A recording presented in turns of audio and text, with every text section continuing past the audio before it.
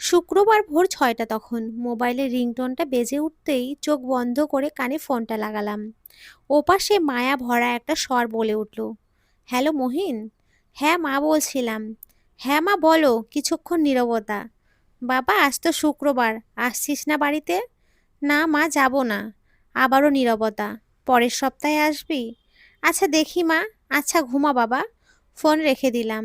গভীর ঘুমে তলিয়ে গেলাম, মনে হচ্ছিল স্বপ্ন দেখলাম। আবার ধরফড়িয়ে উঠে বসলাম।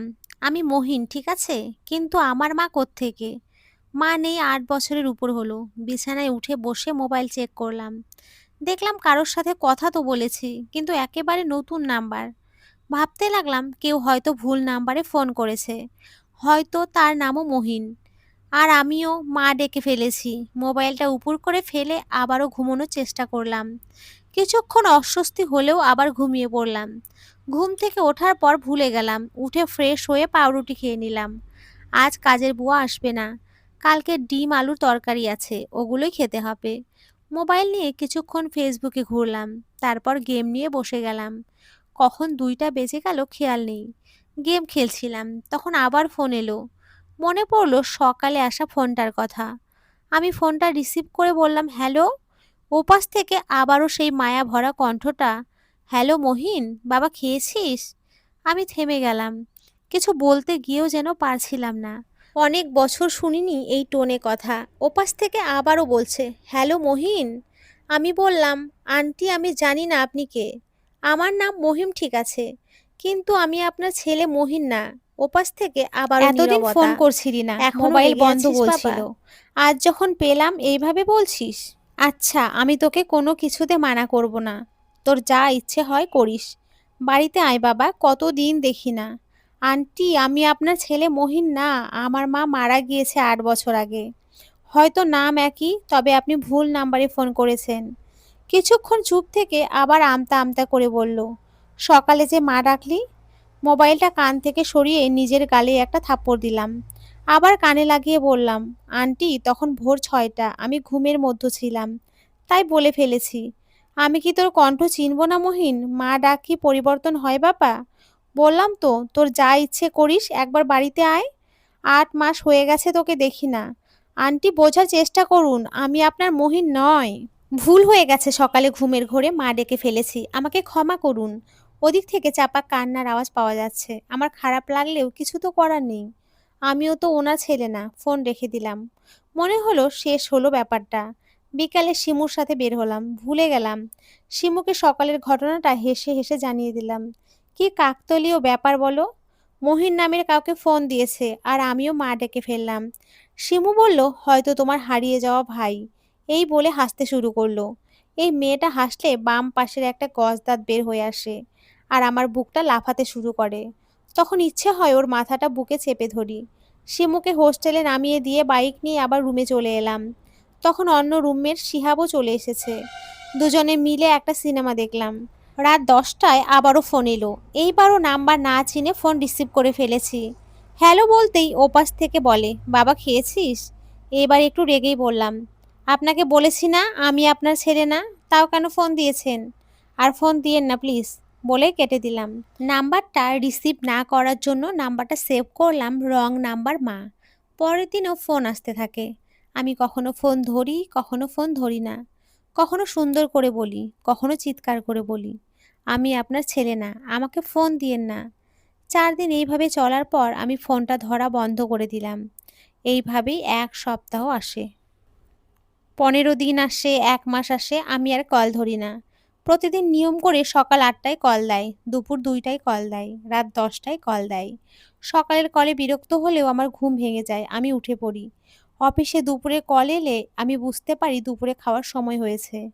রাতে কল এলে বুঝতে পারি রাতে ১০টা বেজে গেছে। অনেক দিন ফোন ধরলাম না, কিন্তু তারপরেও কলটা যেন আমার সাথে কথা বলে। হঠাৎ একদিন ফোন আসে না। সকালে উঠতেই আমি লেট হয়ে যাই। অফিসে লেট, দুপুর ২টা কোন দিকে বেজে গেল খেয়াল নেই। আমার খেয়াল হয়নি কল আসেনি। তখন এক কলিগ বলে উঠল, মহিন ৩টা বাজে, লাঞ্চ করবে না? আমি তখন রিয়ালাইজ করলাম কল আসেনি। আমি মোবাইল হাতে নিয়ে স্ক্রিনের দিকে তাকিয়ে রইলাম। কাজের ব্যস্ততায় নিজেকে ডুবিয়ে রাখলেও বারবার মোবাইলে হাত নিচ্ছিলাম। ঠিক করলাম রাতে ফোন করলে তখন একবার কথা বলবো, কিন্তু সারা দিন ফোন এলো না। প্রতিদিনের বিরক্তির কল বন্ধ হওয়াতে আমি আবার খুশি হওয়ার কথা ছিল, কিন্তু হলাম না। কি হলো? কল কেন আসছে না? উনি ভালো আছেন তো? ঘুমের ঘোরে মা ডেকে ফেলাতে একজন কি আপন করেই না বাবা মহিন বলে ডাকে। সবাই মা নিয়ে ভীষণ ইমোশনাল হয়। মাকে নিয়ে কথা বললে ক্ষেপে যায়। মা দিবস এলো ফেসবুকে টাইম লাইনে ভাসিয়ে ফেলে। আমার বিরক্ত লাগে না, কিন্তু তেমন কোনো আগ্রহ জাগে না এসবে। বাসার পাশে একটা কিন্ডারগার্টেনে আমি পড়তাম। আমাকে স্কুল থেকে নিতে দাদু আসতো। দ্বিতীয় সাময়িক পরীক্ষার প্রথম দিন ছিল, আমি তখন ক্লাস 4-এ। মা আমাকে নিতে এলো, আমার খুশি হওয়ার কথা ছিল। কিন্তু মায়ের রাগী চেহারা, লাল হয়ে যাওয়া চোখ আর একপাশে লাল হয়ে যাওয়া ফোলা দাগ দেখে আমি ভয় পেয়ে চুপসে গেলাম। স্কুলের বাইরে রিক্সা দাঁড়িয়েছিল, মা আমাকে টেনে রিক্সায় বসালো। ২টা বড় ব্যাগ ছিল রিকশায়। আমাদের বাসার সামনে দিয়ে রিকশাটা বেরিয়ে গেল। আমি ঘরের গেটের দিকে তাকিয়েছিলাম যতক্ষণ দেখা যায়। মা কোনো শব্দ করেনি। ১৫ মিনিট দূরত্বে মায়ের বাপের বাড়ি ছিল। মা রিকশা থেকে নেমে হেঁটে বাসায় ঢুকে গেল। একটু পরে ছোট মামা এসে রিকশা ভাড়া দিয়ে আমাকে আর ব্যাগগুলো নিয়ে গেল। আমি নানির চ্যাপ্টা হয়ে যাওয়া খয়েরি রঙের সোফায় বসে রইলাম। মা ভেতরের রুমে বসে আছে। প্রতিদিন স্কুল থেকে ফিরে মা আমাকে খাবার খাওয়ানোর জন্য ছোটাছুটি করত। স্কুল থেকে ফিরে ২ ঘন্টা হয়ে গেছে। আমি সেই স্কুল ড্রেসেই বসে আছি। খিদে লেগেছে। আস্তে আস্তে উঠে মায়ের রুমের দিকে গেলাম। ওখানে নানি আর বড় মামি বসে আছে। মা ফুঁপিয়ে কাঁদছে। আমি দূর থেকে তাকিয়ে আছি। হঠাৎ মামির আমার দিকে চোখ যেতেই বলল, আচ্ছা সামলাও নিজেকে, আমি মহিনকে কিছু খাওয়াই। মামি আমাকে নিয়ে রান্নাঘরে যায়। স্কুলের ড্রেস খুলে ঘরের গেঞ্জি পরিয়ে দেয়। একটা ব্যাগ খুলে তারপর শিমের তরকারি দিয়ে গরম গরম ভাত খাইয়ে দেয়। আমার কাছে সেদিন তা অমৃত লেগেছিল। বড় মামি আমাকে প্রথম আর শেষবারের মতো সেদিনই খাইয়েছিল। শেষবার আমি যখন মামির কাছে ভাত চেয়েছিলাম, আমার বাম হাতের উপরে খুন্তির পোড়া দাগটা এখনো আমাকে কষ্ট দেয়। শিমু প্রায় আমাকে জিজ্ঞেস করে, এটা কিসের দাগ? আমি বলি মনে নেই। শিমু হেসে বলে, অনেক দুষ্টুমি করতে তাই মনেই নেই। কোথায় পুড়েছিলে? আমি হাসার চেষ্টা করি, কিন্তু তাতে কি আর ২৮ বছরের পুরনো জ্বলুনি কমে? বাকি ব্যাপারগুলো ঠিকঠাক মনে নেই। মাঝে একবার বাবা এসেছিল আমাকে নিয়ে যেতে। মা আমাকে যেতে দেয়নি। এরপর আমি বাবাকে দেখিনি। ৬ মাস পর মায়েরও বিয়ে হয়ে গেল। শুনেছি বাবাও বিয়ে করেছে। আমি শুধু তাকিয়েছিলাম, আর কিছু করার নেই। কেউ না বললেও সব বুঝতে শিখেছি, চাইতে শিখেছি। নিজের কাজ নিজে করতে শিখেছি। কেড়ে নিয়ে খেতে শিখেছি। নিজের অধিকার নিজে বুঝতে শিখেছি। বড় হতে মায়ের সাথে দেখা করতে গিয়েছিলাম। ওনার ছেলে মেয়েদের সামনে উনি আমাকে জড়িয়ে ধরতে পারেননি। আমি মা বলে ডেকে উঠলে উনি আমাকে তাড়াতাড়ি রুমে ঢুকিয়ে বলেছিল এইখানে না ডাকতে। আমি আর ডাকিনি, যাইওনি। তবে যখন ওনার ক্যান্সার হয়েছিল, আমাকে একবার দেখতে চেয়েছিল। আমি হাসপাতালে গিয়েছিলাম। আমার হাত ধরে বলেছিল, তোর সাথে অনেক অন্যায় করেছি, পারলে আমাদের ক্ষমা করে দিস। আমি বলেছিলাম, আমি আপনাকে কোনো দিনও ক্ষমা করব না। আপনাকে এর শাস্তি ভোগ করতে হবে, কারণ আমি যতদিন বেঁচে থাকবো ততদিন আপনাকে ক্ষমা করব না। এটাই হয়তো আপনার শাস্তি। আপনার শাস্তি বলেই আমি বের হয়ে গিয়েছিলাম। উনি হয়তো অবিশ্বাস্য চোখে তাকিয়েছিলেন। এর ২ সপ্তাহ পর মা মারা যায়। ছোট মামা আমাকে ফোন দিয়েছিলেন জানাজায় যেতে। আমি যাইনি। আমার মন আমাকে ডাকেনি। এমন না যে কোনো ঘৃণা ছিল, কিন্তু আমার কোনো আগ্রহই ছিল না। তাই মা নিয়ে আমার মধ্যে ইমোশন একেবারে কাজ করে না। এমন না যে অন্যদের মায়ের ভালোবাসাটা আমি বুঝি না। আমি বুঝি, তারপরেও ওনার জন্য খারাপ লাগছে। হয়তো উনি ওনার ছেলের আশায় বারবার আমায় ফোন করছে। ২ দিন কল না আসার পর একদিন আমিই ফোন দিলাম। একবার দেওয়ার পর কল ধরেনি। কল না ধরাতেই আমি যেন হাঁপ ছেড়ে বাঁচলাম। ১০-১৫ মিনিট পর উনি কল ব্যাক করলো। হ্যালো, আমি চুপ করে আছি। উনি আবার বললেন, হ্যালো মহিন, হ্যালো, কেমন আছো বাবা? ভালো আন্টি, আপনি কেমন আছেন? ভালো নেই। পরশু গরুর গোয়াল ঘরে পড়ে হাঁটুতে খুব ব্যথা পেয়েছি। ইস, ওষুধ খেয়েছেন? না, আমাদের পাড়ার ওষুধের দোকানদার মকসুদ ওর বোনের ছেলের বিয়েতে গেল। দোকান বন্ধ। আচ্ছা, আর কেউ নেই ওষুধ আনার? আছে, তবে বাজার থেকে আনতে হবে। দেখি কাউকে বলা লাগবে। আমি চুপ করে আছি। অনেকক্ষণ পর বললাম, আন্টি, আমি কিন্তু আপনার ছেলে না। আপনি আপনার ছেলেকে ফোন করাবার ট্রাই করেননি কাউকে দিয়ে? জানি, আমি বুঝতে পেরেছি। আমার ছেলে হলে এতবার ফোন দিলে কি না ধরে পারতো? প্রথমবারের মতো আমার নিজেকে অপরাধী মনে হলো। তারপর আস্তে আস্তে অনেক কথা হলো। ওনাকে ওনার ছেলে কোথায় থাকে, কি করে, সব জিজ্ঞেস করলাম। কিন্তু উনি তেমন কিছু জানে না। শুধু জানে ওনার ছেলে ঢাকায় থাকে। ছেলে বিদেশ যেতে চেয়েছিল, তাই জমি বিক্রি করতে চেয়েছিল। একমাত্র ছেলে, উনি চায়নি ছেলে বিদেশে যাক, তাই জমি বিক্রি করেনি। এরপর ছেলে আর কোনো যোগাযোগ রাখেনি। আমি ওনাকে বললাম, আপনার ছেলে বিদেশে চলে গিয়েছে কিনা খবর নিয়েছেন? উনি জানালে সেই খবরই তো নিচ্ছেন গত ৮ মাস ধরে। ওর কাছে নাম্বার চেয়ে চলেছেন। মোবাইলে যত নাম্বার আছে, ঘরে ডায়েরি বলো, খাতা বলো, যে কোনো কার্ড বলো, যেখানে যা নাম্বার পেয়েছে ডায়াল করেছে। কেউ খবর জানে না। শেষে একদিন মুহিন লেখা একটা নাম্বার পায়। তাই উনি ফোন দেয় আর আমি ধরি। ধরেই মা ডাকি। এতে ওনার বিশ্বাস আমার সাথে ওনার ছেলের কোনো কানেকশন আছে। আমি ধরেই নিয়েছি ছেলে হয়তো বিদেশে চলে গিয়েছে। এখন মায়ের দায়িত্ব নিচ্ছে না। ওনার সাথে আমার আস্তে আস্তে কথা বাড়ে। আবার উনি নিয়ম করে সকালে ফোন দেন, আমি উঠে পড়ি এতে। দুপুরে ফোন দেন, আমি রিসিভ করতেই বলে ওঠেন, খেয়েছো? আমি খাইনি বললে বলেন, ঠিক টাইমে না খেলে পেটে সমস্যা হবে। অফিস থেকে ফিরে ওনার সাথে কথা বলি প্রায়। ওনার ঘর, ওনার গরুর ঘর, কয়টা গরু, আশেপাশের দোকান, দোকানদারদের নাম সব যেন আমার মুখস্থ হয়ে যাচ্ছে। মাঝে মধ্যে বুয়া না এলে ডিম সিদ্ধ দিয়ে ভাত খাই। উনি জিজ্ঞেস করেন কি খেয়েছি। বুয়া আসে নাই বললে বলে, নিজে শিখে নাও রান্না। অন্যের জন্য নিজের কিছু ফেলে রাখা উচিত নয়। কেউ যখন বুঝতে পারে তাকে ছাড়া তুমি অচল, সে সেটা সুযোগ নেবে। যদি নিজেও রান্না করতে পারো তাহলে সে বুঝবে সে না এলেও তোমার ক্ষতি নেই। তখন সে চাকরি হারাতে পারে এই ভয়ে প্রতিদিন আসবে। সে বুঝবে তোমার ওকে নয়, ওরই তোমাদের প্রয়োজন। উনি আমাকে রান্না করা শেখান, কয় টুকরো মাছ নিয়ে কয়টা পেঁয়াজ, কত চামচ মরিচ, হলুদ, তেল, লবণ। লাউডস্পিকারে উনি বলে যেতেন, আমি রান্না করতাম। এরই মধ্যে টুকটাক গল্প হতো, দুজনেই হাসতাম।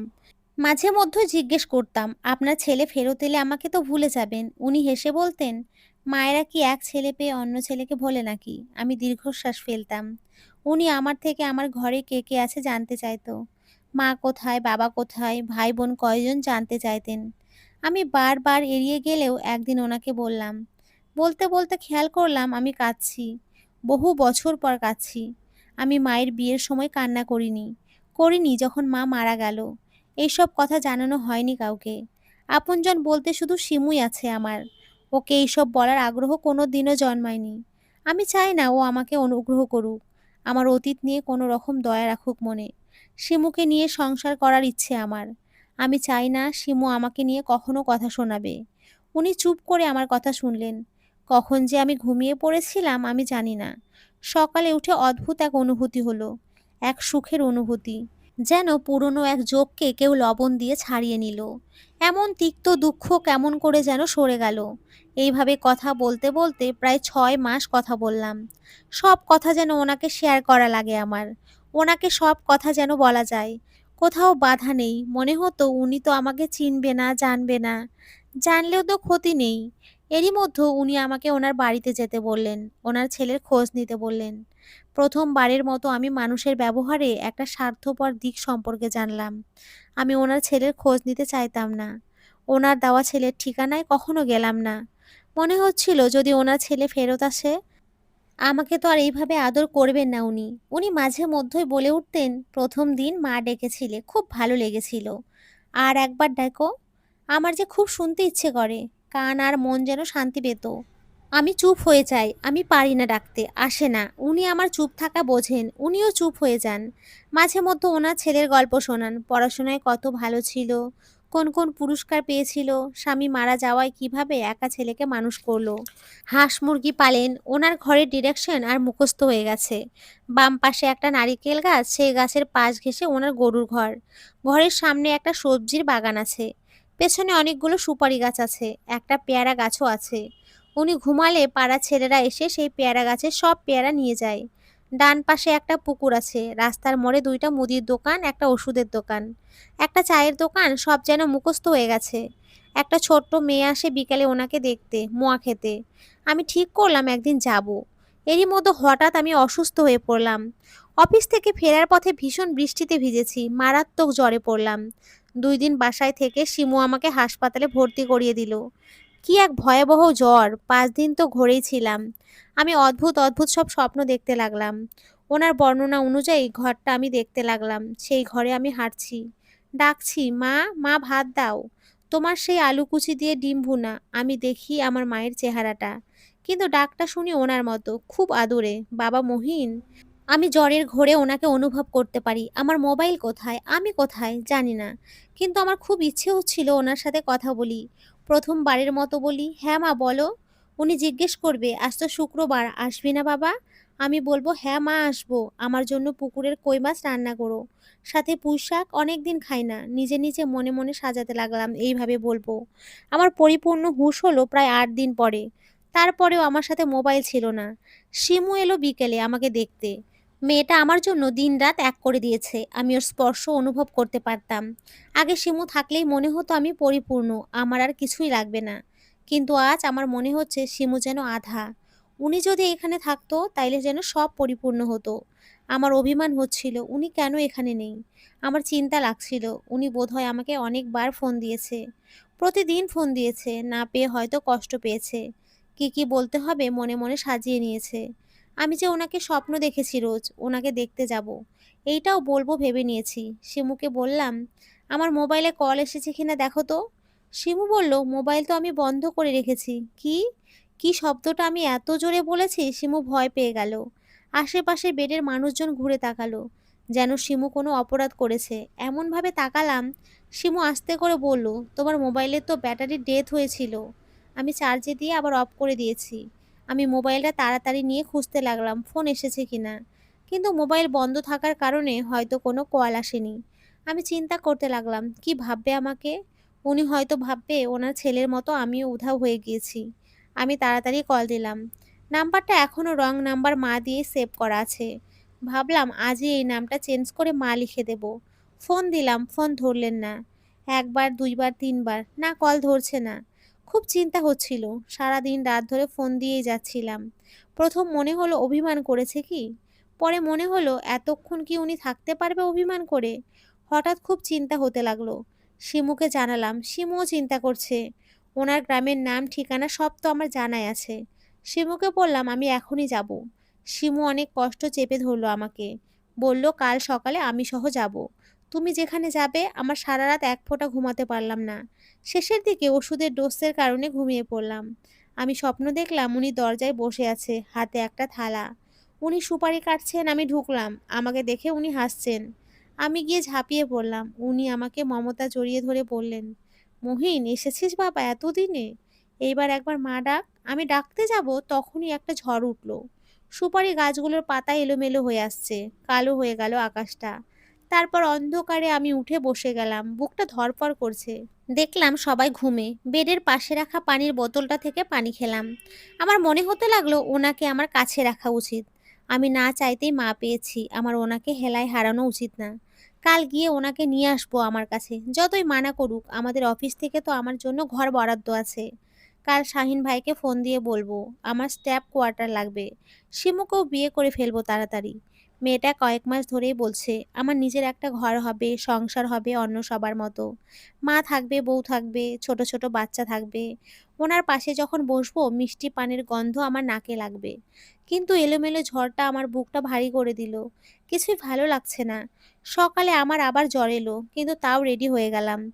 সকাল ৭টায় শিমুকে ফোন দিলাম।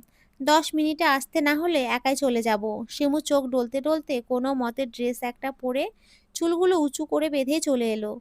গাড়িতে বসেই একটা লিপ বাম লাগালো আর একটা কালো টিপ দিল।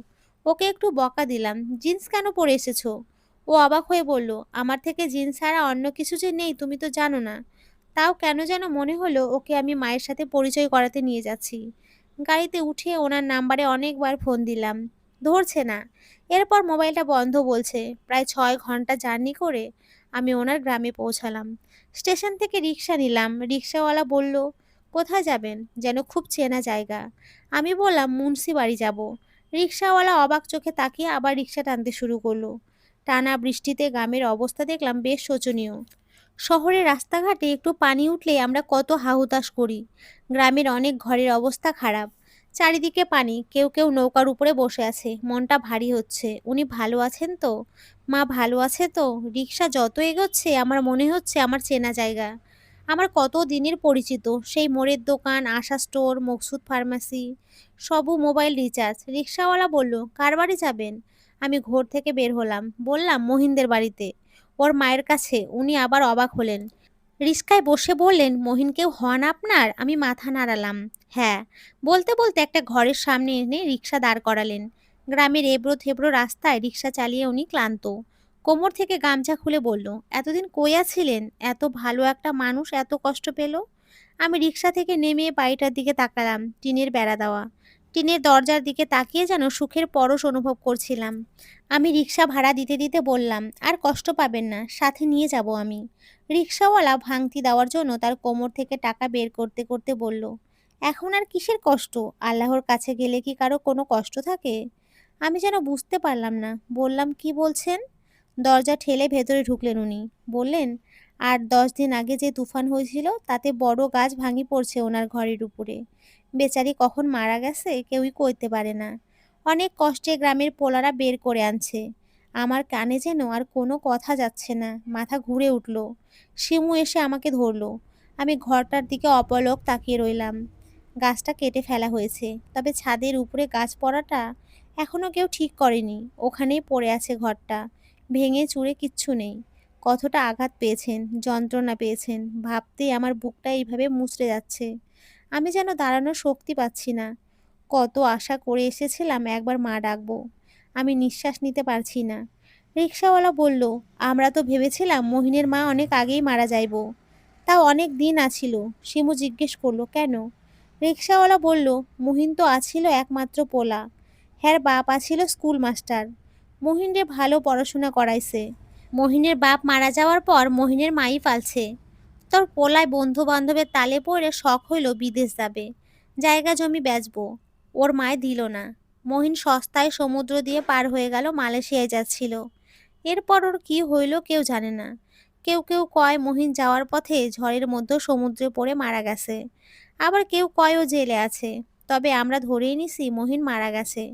নইলে আজ ১.৫ বছর হয়ে গেছে, পোলাটা বাঁচি থাকলে কি মায়ের খবর নিত না? মহিনের মা সবাইরে জিগাইতো, কেউ সাহস করে কয় নাই। দিন রাত নাকি মোবাইলে ফোন দিত। তারপর শুনছিলাম মাথা খারাপের মতো হয়ে গেছিল। সবাইরে বলতো আমার মহিন বাঁচি আছে। দিনে রাইতে কথা কইতো মোবাইলে। কেউ কেউ বলতো মোবাইলে ওপাশে কেউ সত্যিই কথা বলে। আমাদের মনে হতো যে এই কথা কইতো অনেক সোয়াবের কাম করছে। বেচারি আরো ৬-৭ মাস তো বাঁচি ছিল। তার জন্য আচার বানাতো, ডালের বড়া বানাতো, কত কিছু ভাজি রাখতো। বলতো মহিন আসবে আমারে দেখতে। আমি যেন কোনো কিছুই শুনছিলাম না, সব যেন কেমন এলোমেলো লাগছে। আমার জন্য এত অপেক্ষা করেছিলেন উনি, আমার আশায় এত দিন ধরে বেঁচেছিলেন উনি। মুহূর্তেই আমার মনে হলো আমি সব হারিয়ে ফেলেছি। এই দুনিয়ায় আমার সাথে বারবার এমন করে, আমার সব কিছু কেড়ে নেয়, আমাকে আবার নিঃস্ব বানিয়ে গেলেন উনি। অনেক কষ্টে একটা শব্দ বের করলাম, ওনার কবরটা কোথায়? রিক্সাওয়ালা বলল, যাবেন, চলেন নিয়ে যাই। আমি আর শিমু ওনার পেছন পেছন গেলাম। শিমু দাঁড়িয়ে রইল পাশে। আমি ভেতরে গেলাম। কিছুদিন আগে দেওয়া নতুন কবরটা আমাকে দেখিয়ে বলল, এইটা। বৃষ্টিতে সব দিকে কাদা মাখা। আমি ধূপ করে বসে পড়লাম। গায়ে আবার তীব্র জ্বর এসেছে। পরম মমতায় হাত বুলিয়ে বলে উঠলাম, আমি মহিন, আমি এসেছি আপনার কাছে মা। দেখবেন না, আজ তো শুক্রবার মা, আমি এসেছি তো। এই যে আমি মা ডাকছি, মা মা। আমি জানি না আমি ওখান থেকে কিভাবে এসেছি, গাড়িতে উঠেছি। এসে আবার হাসপাতালে ছিলাম ৮ দিন। শিমু আর আমি ছোট করে বিয়ে করলাম, আমাদের একটা ঘর হলো। কিন্তু আমার সেই ঘর আর কখনোই পরিপূর্ণতা লাগে না। এখন আমিও নিয়ম করে রোজ সেই নাম্বারে ফোন দিই। এখন নাম্বারটা বন্ধ বলে, কিন্তু তাও দিই, যদি কখনো ধরে, কিংবা আমি যদি আবার কোনো রং নাম্বারে মা পেয়ে যাই। নমস্কার বন্ধুরা, তোমরা সকলে খুব ভালো থেকো, সুস্থ থেকো।